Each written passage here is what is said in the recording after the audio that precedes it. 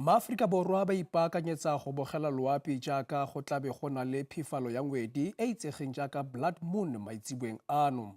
Setheo sa bosetšhaba sa dipatlisiso sa re phefalo eno ya ngwedi e ka tsaya lobaka go gaisa mme e tlabo e le mo mpaananeng go bonwa ke botlhe mo mafelong a farologaneng go akaretsa Aforika Borwa le dikgonagalo kgotsa dikarolo tse dingwe tsa lefatshe.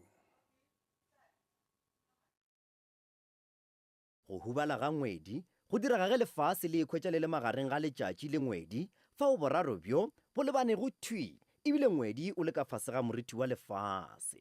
Lefase le šira seetša sa mahlasedi a letšatši go ngwedi ka ge o le moriting fa o mahlasedi ao a lego kgole a dirago gore ngwedi o bona le o hubetše. Morutiši wa mphato wa marematlou o beakantše thuto malebana le tiragalo ye ya go tla ka sewelo. O re batho ba tlo bona tiragalo ye go ralala le naga fa o ka iri ya seswai ba tlileng go bona mabothaga. Se se tlabe se thuša gore barutwana, baithuti, barutiši le ba re dira dinyakišišo le ba tša leratadima ba be mmogo ka mogopolo o tewa wa go lemoga seo se diregago lefaseng ka nako e tewa.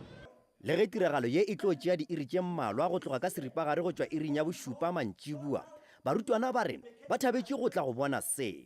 A senke ke bona ntho e so e diragala so le gono bindere masweneng o re rutile tše dintšhe ka ga yona. Tšatši le lefase le ngwedi tlabedi le bane ka gona eupša ngwedi o širilwe ka moriti wa lefase o dira gore ngwedi o be o tšhentšhe khala. Moetapele wa setšo ebile le ngaka ya setšo o re setšo sa seafrika se hlalosa tiragalo ye ka mokgwa wo o fapanego.